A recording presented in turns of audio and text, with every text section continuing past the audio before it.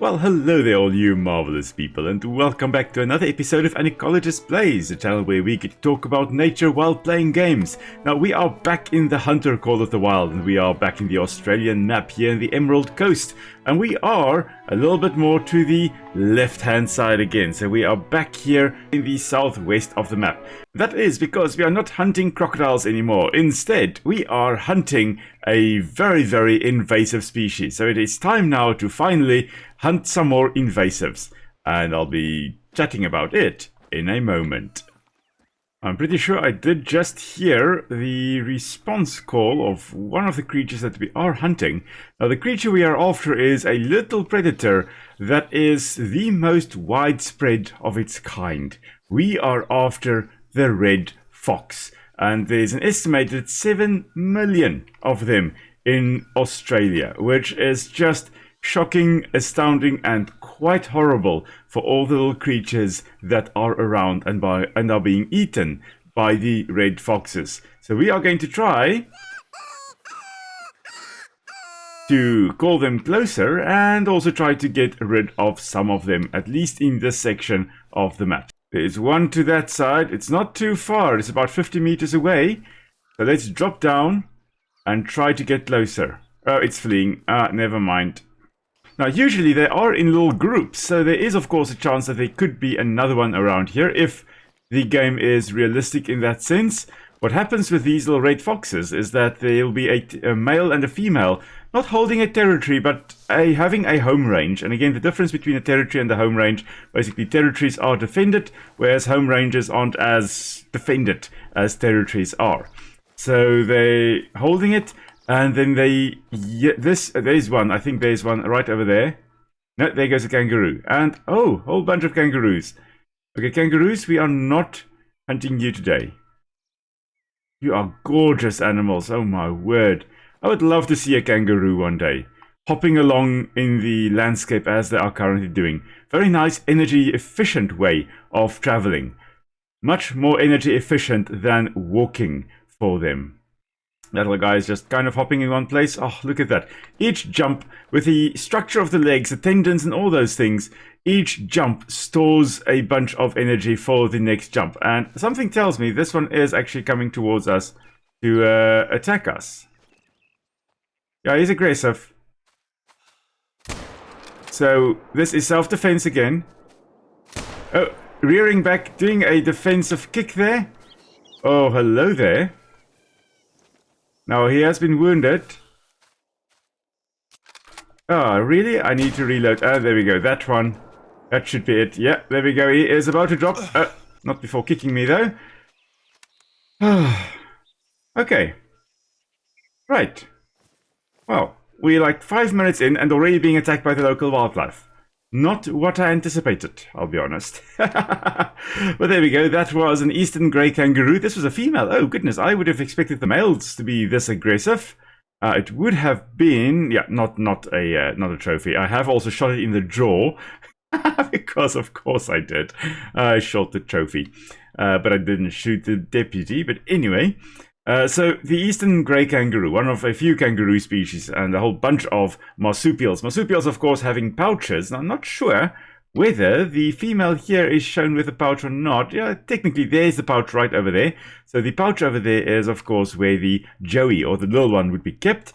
And then as I was trying to say, with this little one jumping as I shot it, the kangaroos, as they jump, some energy is stored and transferred to the next jump, making it a very, very efficient way to move about the landscape, and quite a quick way to move about the landscape as well. And this very muscular tail, let's just have a good look at that. I mean, look at that.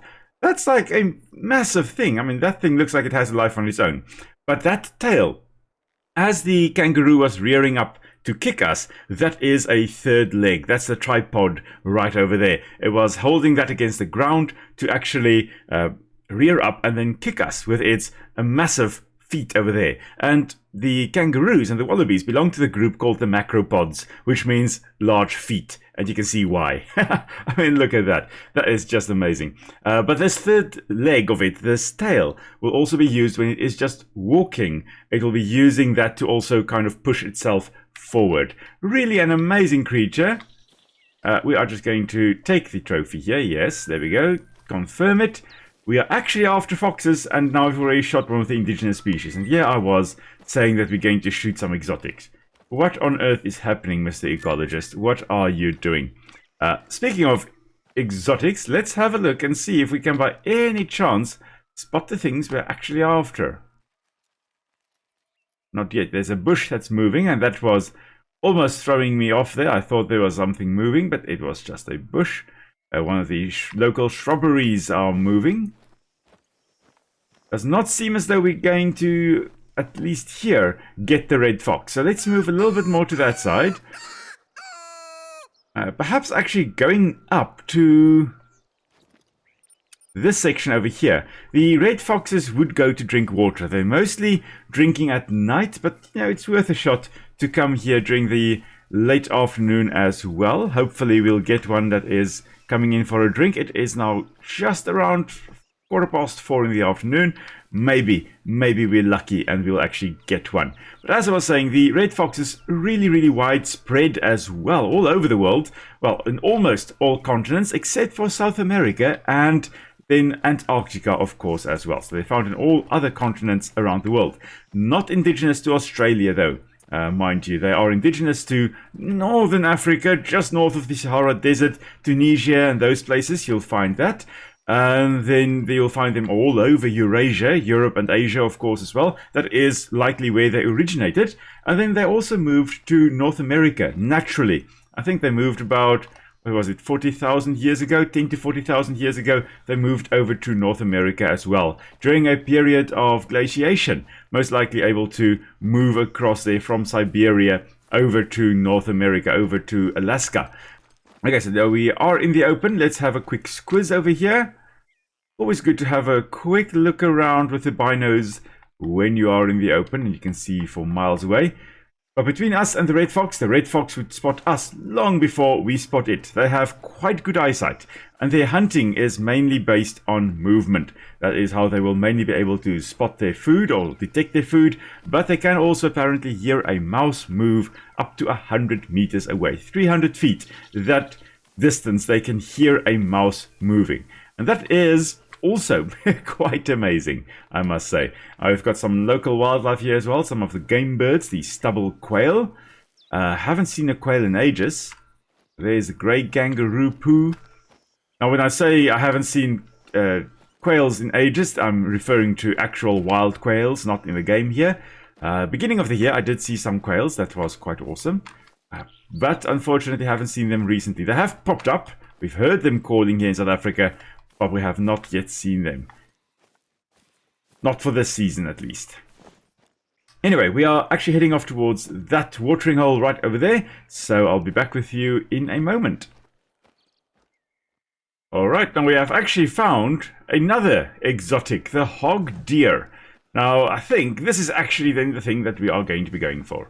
Since we have the opportunity to take some out, may as well go for that. There is a nice male over there. There are a few females as well. With many of these deer species, males would have a whole harem of females to choose from. And they will, of course, be fighting for control over the harem here. So this male apparently has succeeded in being the main guy around. And he has a few females with him. Now we're just going to just check. We are, around about 150 meters away. So we should be able to make a good shot there. Hopefully get a second shot in on one of the other ones as well. So let's have a look here. So deep breath and 1, 2. Let's see. Not sure whether I got 2 there, but I at least got a shot on 1. Not the animal we were after, but let's have a look and see. We've killed at least 1. The killing circle is there. So let's have a look. That one, I think, was at least 1 good shot. So let's have a look. There is another one right over there. We may as well go for that one as well.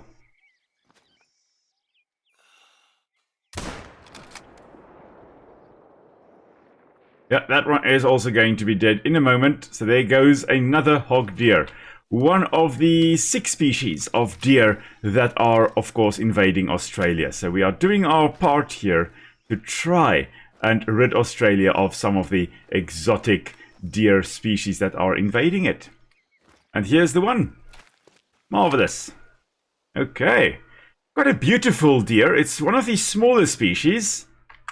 Now, the thing is that, like with a lot of other species, the hog deer here has a number of ways of using scent to mark their territory. And one thing they will have is what we call a preorbital gland, which is located right in front of the eye. Of course, the eye is called the orbital, and the pre means in front of or before. And so there's a gland right over there that they can rub against all kinds of twigs and stuff, any obstacles in their path, and that will usually smear some kind of sticky substance on those obstacles. And of course, other individuals can then smell that.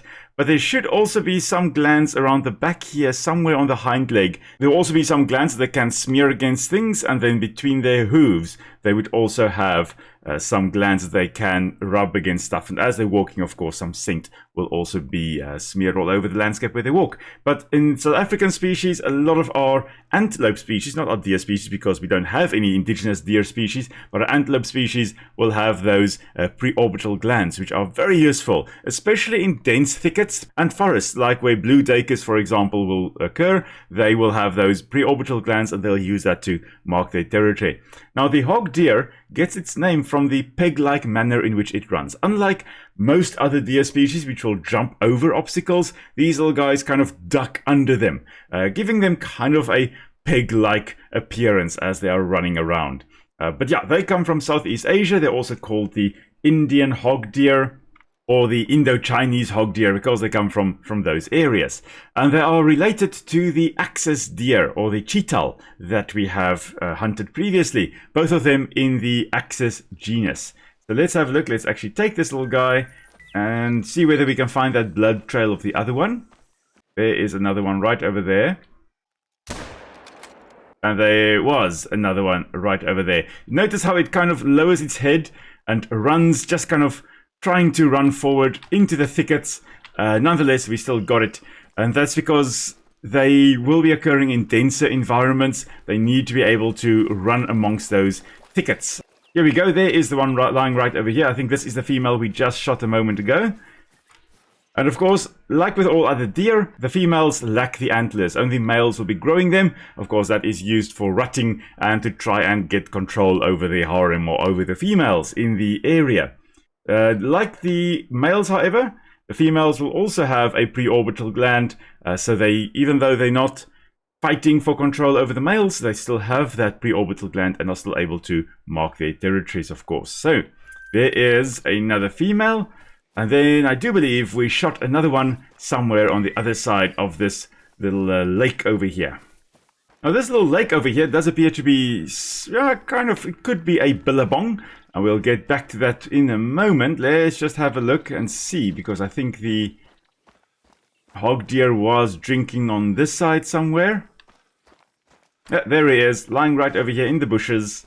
It's so awesome when things light up.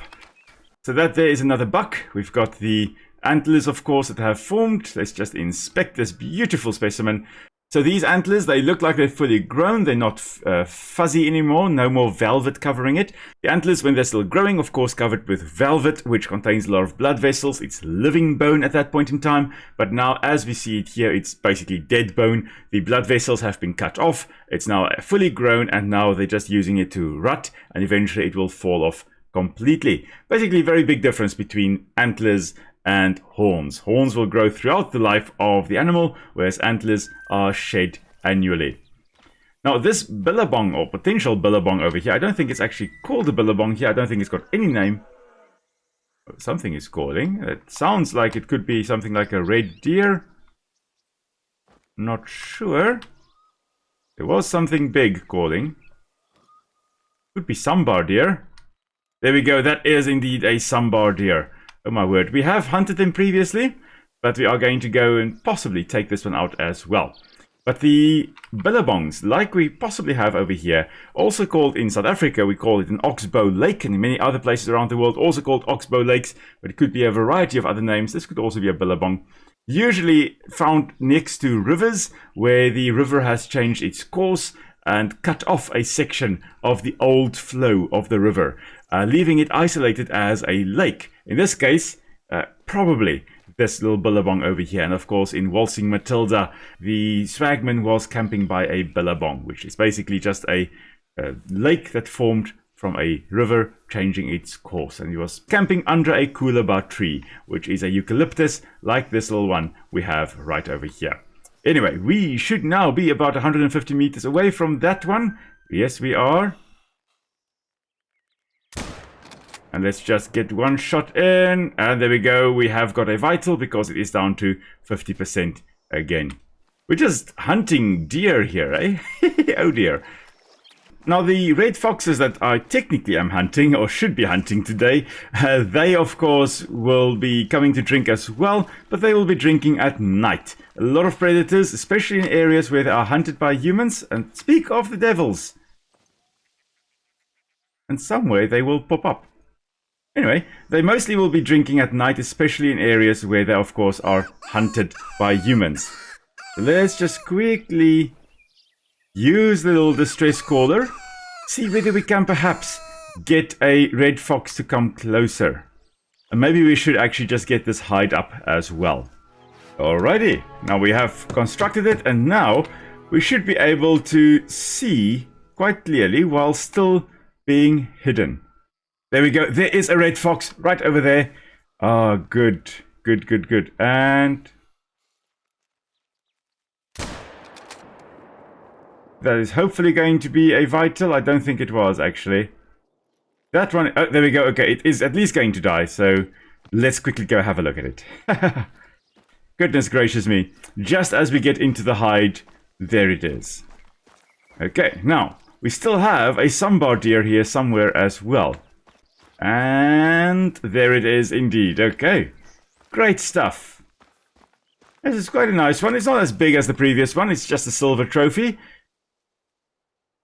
But at least it is another one that has bitten the dust. Of course, the things like the Sambar deer and the hog deer, really bad in terms of destruction of habitat for indigenous species, especially in Australia, where the species evolved without things like these deer rummaging around in the habitats. Of course, they had things like, I think it was Procoptodon, which was a massive kangaroo, which, yeah, that thing would have also resulted in a bit of habitat alteration, but it was still a completely different animal from the deer that we have here at the moment. There's another Sambar that is running away now. Now, I think we shot the red fox right up here somewhere. Now, the red foxes are quite bad. As I've mentioned, about 7 million of them in Australia, 7.2. And that was about a decade ago, so it could be much more now. Now, they were introduced in the 1830s and 1840s into Australia for the traditional English sport of fox hunting. Of course, they were introduced for that. And then they just kind of spread. Initially, they didn't form a breeding population, but then eventually they did. And then once they did, that became a massive problem. Because then they spread all over Australia, mainland Australia at least, and the spread across the landscape was, of course, helped by the presence of rabbits, which is an amazing food source for them. A beautiful, beautiful animal, great eyesight, great hearing, great sense of smell. Sense of smell better than a lot of animals, but not as good as bloodhounds, for example. Great hearing, as I've mentioned, can hear a rodent moving about 100 meters away, and excellent eyesight as well, mainly based on movement. That is how they will detect most of their prey. So, as I was saying, with the rabbits being in the landscape in Australia, and there being millions and millions and millions of rabbits at that, the foxes were able to spread all over the landscape. But that has had a massive impact on a variety of other animals in Australia, indigenous species in Australia, like the potoroos, for example. Now, the process that happens there is what we call apparent competition, which is when one species, one prey species, is having a negative impact on another prey species due to the increase in predators.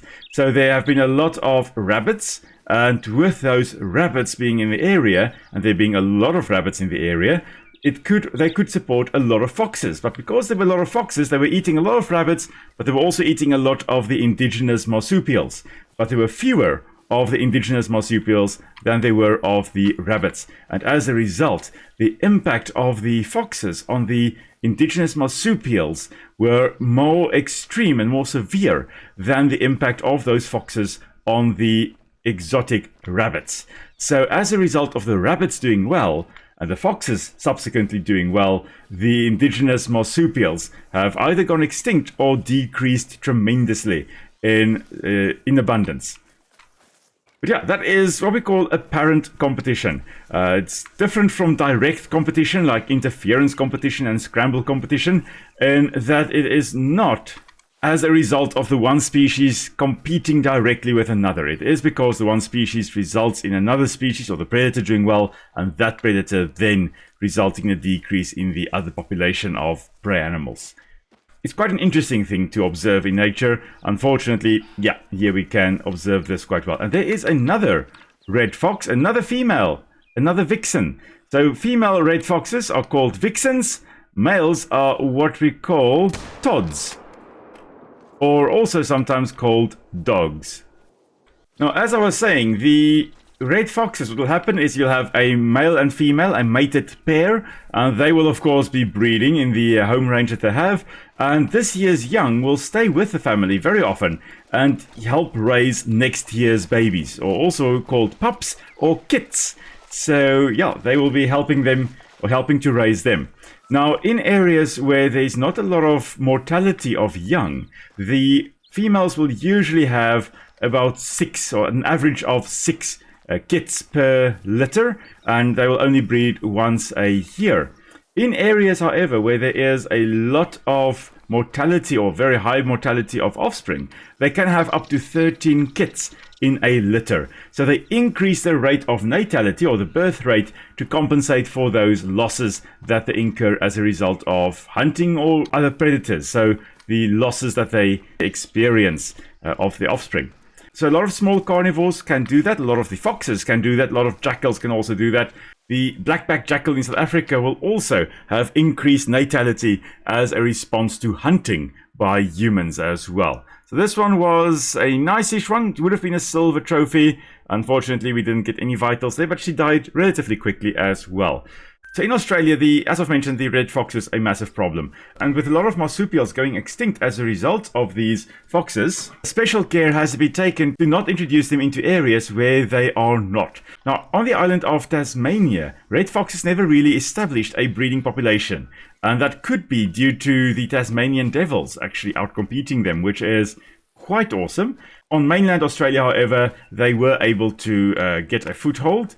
But in Tasmania, I think at the turn of the century, around about the year 2000, 2001, I believe, there was an accidental introduction of red foxes.